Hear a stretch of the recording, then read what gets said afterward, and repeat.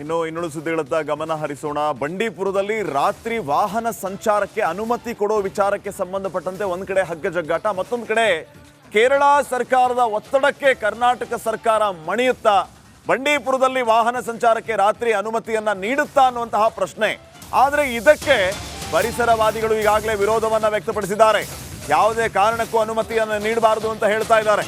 ಈ ಮಧ್ಯೆ ಬಂಡೀಪುರ ಉಳಿಸುವಂತೆ ಪರಿಸರ ಪ್ರೇಮಿಗಳು ಆಗ್ರಹಿಸ್ತಾ ಇದ್ದಾರೆ. ಬಂಡೀಪುರ ಸಮೀಪದ ಕಗ್ಗಲಹುಂಡಿಯಿಂದ ಪಾದಯಾತ್ರೆಗೂ ಕೂಡ ಮುಂದಾಗಿದ್ದಾರೆ. ನೂರಾರು ಜನರು ಪ್ರತಿಭಟನಾ ಪಾದಯಾತ್ರೆಯನ್ನು ನಡೆಸ್ತಾ ಇರೋದು.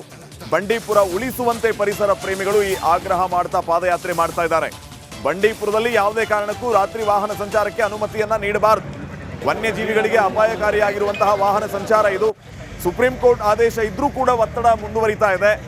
ಯಾವ ಕಾರಣಕ್ಕೂ ಕೂಡ ವಾಹನ ಸಂಚಾರಕ್ಕೆ ಅನುಮತಿಯನ್ನ ಕೊಡಬಾರದು ಅನ್ನುವಂತಹ ಆಗ್ರಹ ಈ ಪರಿಸರ ಪ್ರೇಮಿಗಳದ್ದು. ಹೀಗಾಗಿ ಪಾದಯಾತ್ರೆಯನ್ನು ಕೂಡ ಅವರು ಹಮ್ಮಿಕೊಂಡಿದ್ದಾರೆ. ಸರ್ಕಾರದ ಮೇಲೆ ಒತ್ತಡ ಮತ್ತು ಮನವಿಯನ್ನ ಮಾಡುವ ಕೆಲಸಕ್ಕೆ ಪರಿಸರ ಪ್ರೇಮಿಗಳು ಮುಂದಾಗಿದ್ದಾರೆ.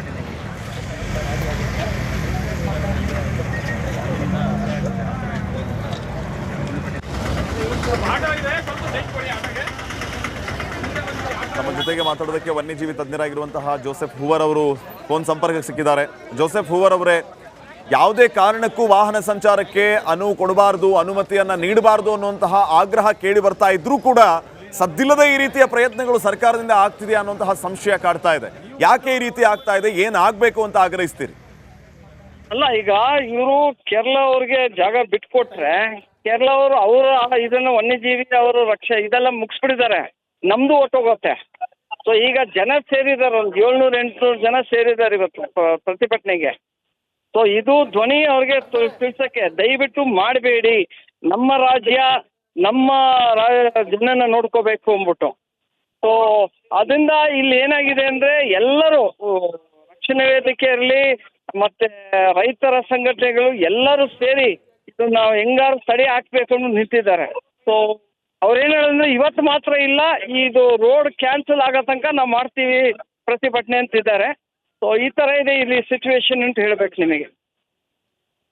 ಇದು ವಯನಾಡ್ಗೂ ಕೂಡ ಸಂಪರ್ಕ ಕಲ್ಪಿಸುವಂತಹ ರಸ್ತೆ. ಆ ವಿಚಾರವಾಗಿ ಇಲ್ಲಿ ಕಾಂಗ್ರೆಸ್ನವರು ಒಲವನ್ನ ವ್ಯಕ್ತಪಡಿಸ್ತಾ ಇದ್ದಾರಾ?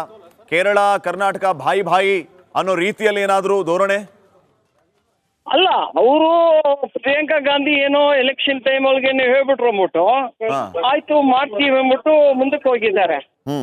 ಬಟ್ ಈಗ ನಾವ್ ಹೇಳ್ತಾ ಇರೋದು, ದಯವಿಟ್ಟು ನಿಮ್ಮ ಜನನ ನೋಡಿ, ನಿಮ್ಮ ಜನನ ಫಸ್ಟ್ ನೋಡ್ಕೊಳ್ಳಿ. ನೀವು ಕೇರಳ ಅವ್ರನ್ನ ಆಮೇಲೆ ನೋಡ್ಕೊಳ್ಳಿ, ಫಸ್ಟ್ ನಮ್ಮ ರಾಜ್ಯದ ಜನ ನೋಡ್ಕೊಳ್ಳೋಣ. ಏನಕ್ಕೆ ಎಲ್ಲ ಬಿಟ್ಕೊಡ್ಬೇಕು? ಸೊ ಅದು ಬೇಕಾಗಿಲ್ಲ. ಸೊ ನಾವು ಹೇಳ್ತಾ ಇರೋದು ಸರ್ಕಾರಕ್ಕೆ, ದಯವಿಟ್ಟು ಇದು ನಮ್ಮ ರಾಜ್ಯದ ಸಂಪತ್ತು, ಇದು ನಮ್ಮ ರಾಜ್ಯದ ಜನಸಂಖ್ಯೆದು ಸಂಪತ್ತು, ಇದನ್ನ ನಾವು ಉಳಿಸ್ಕೋಬೇಕು. ದಯವಿಟ್ಟು ನೀವು ಕೇರಳಗೆ ಯಾವ ರೀತಿನೂ ದಯವಿಟ್ಟು ಕೊಡಬೇಡಿ. ನೀವು ಒಂದು ಇಂಚ್ ಕೊಟ್ರೆ 1 ಮೈಲ್ ತಗೋತಾರ ಅವರು.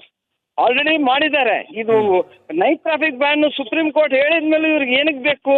ಇದು ರೂಟ್ ಬಂದ್ಬಿಟ್ಟು ಸ್ಮಗ್ಲಿಂಗ್ ನಡೆಯೋ ರೂಟ್, ಎಲ್ರಿಗೂ ಗೊತ್ತಿರೋ ವಿಷಯನೇ. ಸೊ ನಾವು ಸರ್ಕಾರ ಕೇಳೋದು, ದಯವಿಟ್ಟು ಸಿದ್ದರಾಮಯ್ಯ ಅವರೇ, ದಯವಿಟ್ಟು ಇದಕ್ಕೂ ಒಪ್ಕೋಬೇಡಿ. ಇದು ಜನ ಸರಿಗೆ ಈಗ ಎಲ್ಲ ಒಟ್ಟಿಗೆ ಸೇರಿದ್ದಾರೆ. ಅವ್ರು ನಿಮ್ಮ ಬೇಡಿಕೆ ಏನಂದ್ರೆ, ಅವ್ರೆಲ್ಲರೂ ಬೇಡಿಕೆ ನಿಮಗೆ, ದಯವಿಟ್ಟು ಇದನ್ನ ರೋಡನ್ನ ಓಪನ್, ನೈಟ್ ಟ್ರಾಫಿಕ್ ಓಪನ್ ಮಾಡಬೇಡಿ, ಮತ್ತೆ ಎಕ್ಸ್ಟ್ರಾ ಬಸ್ಗಳು ಬಿಡಬೇಡಿ. ಇದು ನಮ್ಮ ಅರಣ್ಯ ಸಂಪತ್ತು, ನಮ್ಮ ವನ್ಯಜೀವಿಗಳು.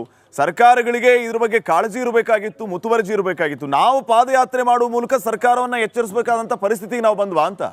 ಹಂಗೆ ಆಗಿದೆ. ಈಗ ಬೇಕಾಗಿತ್ತೆ, ಇದು ಬೇಕಾಗಿಲ್ಲ. ಈ ತರ ಜನಕ್ಕೆ ಇದು ಮಾಡಿ ಈಗ ಜನ ಎಲ್ಲ ಸೇರಿ ಸರ್ಕಾರಕ್ಕೆ ವಿರುದ್ಧ ಮಾಡೋದು ಸರಿ ಹೋಗಲ್ಲ. ಸರ್ಕಾರಕ್ಕೆ ಬೇಕಾಗಿರ್ಲಿಲ್ಲ. ಕೇವಲ ಎಕಲಾಜಿನ ನಾವು ಕಾಂಪ್ರಮೈಸ್ ಮಾಡೋದು ದುಡ್ಡಕ್ಕೋಸ್ಕರ. ಇದೇನು ಬಿಸ್ನೆಸ್ ರೂಟ್ ಅಷ್ಟೇ, ಇದು ಸ್ಮಗ್ಲಿಂಗ್ ರೂಟ್. ನಾವು ಸರ್ಕಾರ ಕೇಳೋದು, ದಯವಿಟ್ಟು ಇದನ್ನ ಅಲ್ಲಿಗೆ ನಿಲ್ಸ್ಬಿಡಿ.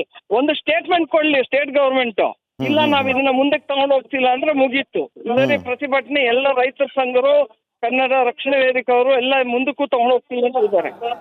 ಆಲ್ರೆಡಿ ನಾಳೆ ಗುಂಡಲ್ಪೇಟೆ ಅಂತಿದ್ದಾರೆ, ನಾಡಿದ್ದು ಚಾಮರಾಜನಗರ ಅಂತಿದ್ದಾರೆ. ಇದು ಅವಾಯ್ಡ್ ಮಾಡ್ಬೋದು, ಬೇಕಾಗಿಲ್ಲ. ಇದು ಯಾರೋ ಪ್ಲೀಸ್ ಮಾಡಕ್ಕೆ, ಒಂದು ರಾಜ್ಯಕ್ಕೆ ಹೆಲ್ಪ್ ಮಾಡಕ್ಕೆ ಹೋಗಿ ಹಿಂಗಾಗ್ತಾ ಇದೆ ಅಂತ ಹೇಳ್ಬೋದು.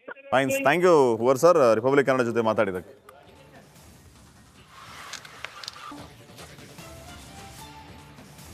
ಇನ್ನುಳಿದ ಸುದ್ದಿಗಳತ್ತ ಗಮನ ಹರಿಸೋಣ. ಬಂಡೀಪುರದಲ್ಲಿ ರಾತ್ರಿ ವಾಹನ ಸಂಚಾರಕ್ಕೆ ಅನುಮತಿ ಕೊಡೋ ವಿಚಾರಕ್ಕೆ ಸಂಬಂಧಪಟ್ಟಂತೆ ಒಂದ್ ಕಡೆ ಹಗ್ಗ ಜಗ್ಗಾಟ, ಮತ್ತೊಂದು ಕಡೆ ಕೇರಳ ಸರ್ಕಾರದ ಒತ್ತಡಕ್ಕೆ ಕರ್ನಾಟಕ ಸರ್ಕಾರ ಮಣಿಯುತ್ತಾ ಬಂಡೀಪುರದಲ್ಲಿ ವಾಹನ ಸಂಚಾರಕ್ಕೆ ರಾತ್ರಿ ಅನುಮತಿಯನ್ನ ನೀಡುತ್ತಾ ಅನ್ನುವಂತಹ ಪ್ರಶ್ನೆ. ಆದರೆ ಇದಕ್ಕೆ ಪರಿಸರವಾದಿಗಳು ಈಗಾಗಲೇ ವಿರೋಧವನ್ನ ವ್ಯಕ್ತಪಡಿಸಿದ್ದಾರೆ. ಯಾವುದೇ ಕಾರಣಕ್ಕೂ ಅನುಮತಿಯನ್ನು ನೀಡಬಾರದು ಅಂತ ಹೇಳ್ತಾ ಇದ್ದಾರೆ. ಈ ಮಧ್ಯೆ ಬಂಡೀಪುರ ಉಳಿಸುವಂತೆ ಪರಿಸರ ಪ್ರೇಮಿಗಳು ಆಗ್ರಹಿಸ್ತಾ ಇದ್ದಾರೆ. ಬಂಡೀಪುರ ಸಮೀಪದ ಕಗ್ಗಲಹುಂಡಿಯಿಂದ ಪಾದಯಾತ್ರೆಗೂ ಕೂಡ ಮುಂದಾಗಿದ್ದಾರೆ. ನೂರಾರು ಜನರು ಪ್ರತಿಭಟನಾ ಪಾದಯಾತ್ರೆಯನ್ನು ನಡೆಸ್ತಾ ಇರೋದು. ಬಂಡೀಪುರ ಉಳಿಸುವಂತೆ ಪರಿಸರ ಪ್ರೇಮಿಗಳು ಈ ಆಗ್ರಹ ಮಾಡ್ತಾ ಪಾದಯಾತ್ರೆ ಮಾಡ್ತಾ ಇದ್ದಾರೆ. ಬಂಡೀಪುರದಲ್ಲಿ ಯಾವುದೇ ಕಾರಣಕ್ಕೂ ರಾತ್ರಿ ವಾಹನ ಸಂಚಾರಕ್ಕೆ ಅನುಮತಿಯನ್ನ ನೀಡಬಾರದು. ವನ್ಯಜೀವಿಗಳಿಗೆ ಅಪಾಯಕಾರಿಯಾಗಿರುವಂತಹ ವಾಹನ ಸಂಚಾರ ಇದು. ಸುಪ್ರೀಂ ಕೋರ್ಟ್ ಆದೇಶ ಇದ್ರೂ ಕೂಡ ಒತ್ತಡ ಮುಂದುವರಿತಾ ಇದೆ. ಯಾವ ಕಾರಣಕ್ಕೂ ಕೂಡ ವಾಹನ ಸಂಚಾರಕ್ಕೆ ಅನುಮತಿಯನ್ನ ಕೊಡಬಾರದು ಅನ್ನುವಂತಹ ಆಗ್ರಹ ಈ ಪರಿಸರ ಪ್ರೇಮಿಗಳದ್ದು. ಹೀಗಾಗಿ ಪಾದಯಾತ್ರೆಯನ್ನು ಕೂಡ ಅವರು ಹಮ್ಮಿಕೊಂಡಿದ್ದಾರೆ. ಸರ್ಕಾರದ ಮೇಲೆ ಒತ್ತಡ ಮತ್ತು ಮನವಿಯನ್ನ ಮಾಡುವ ಕೆಲಸಕ್ಕೆ ಪರಿಸರ ಪ್ರೇಮಿಗಳು ಮುಂದಾಗಿದ್ದಾರೆ.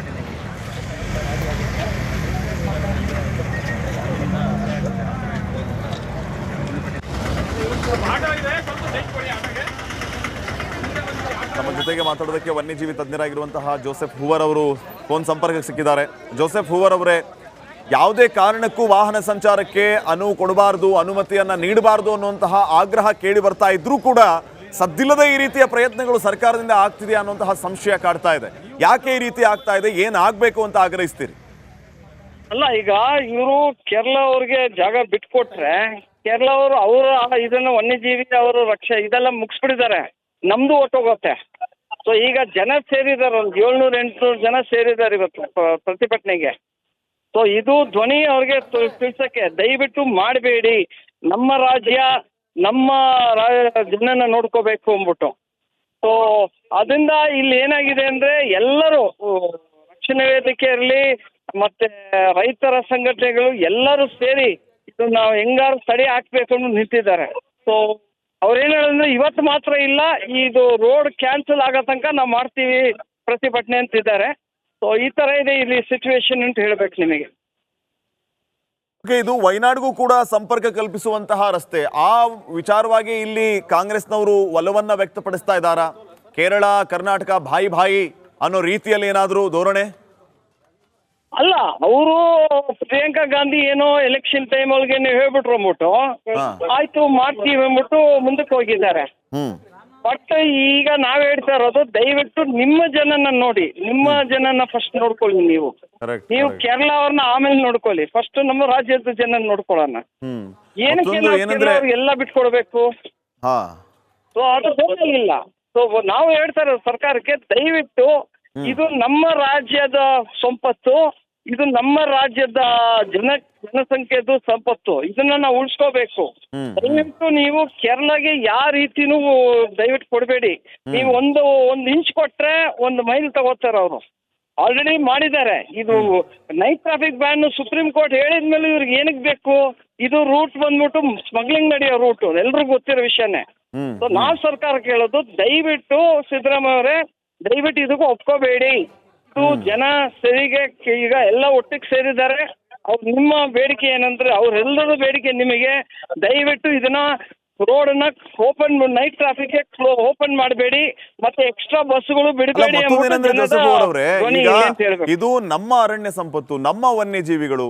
ಸರ್ಕಾರಗಳಿಗೆ ಇದ್ರ ಬಗ್ಗೆ ಕಾಳಜಿ ಇರಬೇಕಾಗಿತ್ತು, ಮುತುವರ್ಜಿ ಇರಬೇಕಾಗಿತ್ತು. ನಾವು ಪಾದಯಾತ್ರೆ ಮಾಡುವ ಮೂಲಕ ಸರ್ಕಾರವನ್ನ ಎಚ್ಚರಿಸಬೇಕಾದಂತ ಪರಿಸ್ಥಿತಿಗೆ ನಾವು ಬಂದ್ವಾ ಅಂತ? ಹಂಗೆ ಆಗಿದೆ. ಈಗ ಬೇಕಾಗಿತ್ತೆ, ಇದು ಬೇಕಾಗಿರ್ಲಿಲ್ಲ. ಈ ತರ ಜನಕ್ಕೆ ಇದು ಮಾಡಿ ಈಗ ಜನ ಎಲ್ಲ ಸೇರಿ ಸರ್ಕಾರಕ್ಕೆ ವಿರುದ್ಧ ಮಾಡೋದು ಸರಿ ಹೋಗಲ್ಲ. ಸರ್ಕಾರಕ್ಕೆ ಬೇಕಾಗಿರ್ಲಿಲ್ಲ. ಕೇವಲ ಎಕಲಾಜಿನ ನಾವು ಕಾಂಪ್ರಮೈಸ್ ಮಾಡೋದು ದುಡ್ಡಕ್ಕೋಸ್ಕರ. ಇದೇನು ಬಿಸ್ನೆಸ್ ರೂಟ್ ಅಷ್ಟೇ, ಇದು ಸ್ಮಗ್ಲಿಂಗ್ ರೂಟ್. ನಾವು ಸರ್ಕಾರಕ್ಕೆ ಕೇಳೋದು, ದಯವಿಟ್ಟು ಇದನ್ನ ಅಲ್ಲಿಗೆ ನಿಲ್ಸ್ಬಿಡಿ. ಒಂದು ಸ್ಟೇಟ್ಮೆಂಟ್ ಕೊಡ್ಲಿ ಸ್ಟೇಟ್ ಗವರ್ಮೆಂಟ್, ಇಲ್ಲ ನಾವ್ ಇದನ್ನ ಮುಂದಕ್ಕೆ ತಗೊಂಡು ಹೋಗ್ತಿಲ್ಲ ಅಂದ್ರೆ ಮುಗೀತು. ಇಲ್ಲದೇ ಪ್ರತಿಭಟನೆ ಎಲ್ಲ ರೈತರ ಸಂಘರು, ಕನ್ನಡ ರಕ್ಷಣಾ ವೇದಿಕೆ ಅವರು ಎಲ್ಲ ಮುಂದಕ್ಕೂ ತಗೊಂಡು ಹೋಗ್ತಿಲ್ಲ ಅಂತ ಇದ್ದಾರೆ.